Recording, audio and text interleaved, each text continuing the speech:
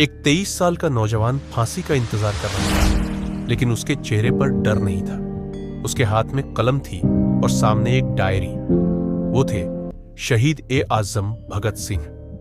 वो मानते थे कि जिंदगी लंबी नहीं, बड़ी होनी चाहिए।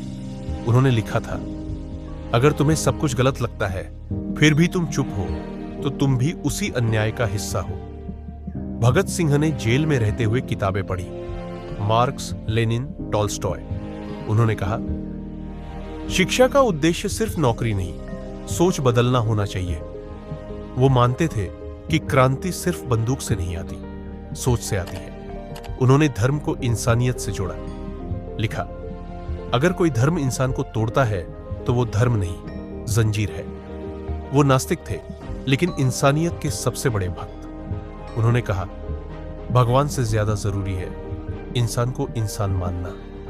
आज जब हम अपनी जिंदगी में परेशान होते हैं, जब हमें लगता है कि हमारे पास पैसे नहीं, सपोर्ट नहीं, तो भगत सिंह की बातें हमें रास्ता दिखाती है।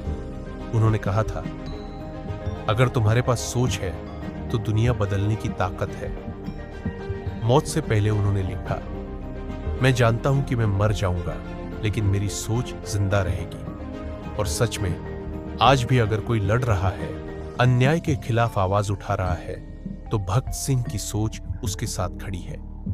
हमने भगत सिंह को सिर्फ नारा बना दिया है, लेकिन अगर हमने उनकी सोच को जी लिया तो हर युवा क्रांतिकारी बन सकता है।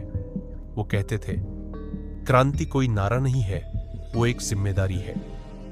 अगर तू इस सिस्टम से परेशान है, अपनी जिंदगी से थका हुआ है, तो भगत सिंह की ये लाइन याद रख, तू भी क्रांति है, बस अपने अंदर के डर को खत्म कर। उन्होंने कभी हथियार उठाने को अपना अंतिम रास्ता नहीं माना। उनका असली हथियार था विचार। उन्होंने लिखा, विचारों को गोली से नहीं मारा जा सकता। विचार जब उठते हैं तो वे हवा में तीर बनकर फैल जाते हैं। उन्होंने ये भी कहा, मैं जिस दिन फांसी चढ़ूंगा शायद कोई रोएगा नहीं, लेकिन अगर मेरी सोच जिंदा रही तो मेरा मरना सफल होगा।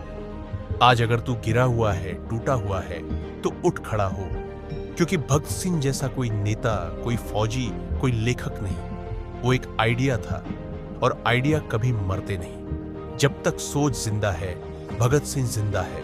जब तक कोई युवा सवाल पूछता है, अन्याय के खिलाफ खड़ा होता है, तब तक भगत सिंह जिंदा है।